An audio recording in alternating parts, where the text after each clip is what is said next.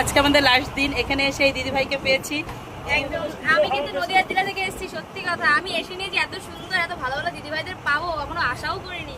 সত্যি আমার খুব ভালো লাগছে। এখানে সবার সঙ্গে কাটালাম 3টে দিন, তো এখন আবার চলে যাব। খুব মন খারাপ করছে, জানি না আর কোনোদিনও দেখা হবে কিনা আমাদের সাথে। তো যাই হোক, আমাদের নদিয়া জেলায় গেলে কিন্তু অবশ্যই আমাদের বাড়ি যেও। একদম একদম যাবো। দার্জিলিং ঘুরতে গেলে আমাদের বাড়ি। তো হাই, আমি মুর্শিদাবাদ থেকে এসেছি। আর দিদিভাইদের সঙ্গে সত্যি দেখা না হলে বুঝতে পারতাম না কতটা সবাই মনের ভিতরে মন খুলে সবাই থাকে। আর মন খুলে না থাকলে না সব জায়গায় যে মন মিলে না।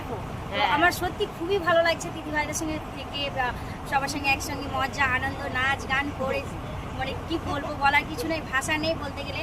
আর 3 দিন থাকলাম আমরা, খুব বেড়ালাম ঘুরলাম। আর জায়গাটা খুব সুন্দর।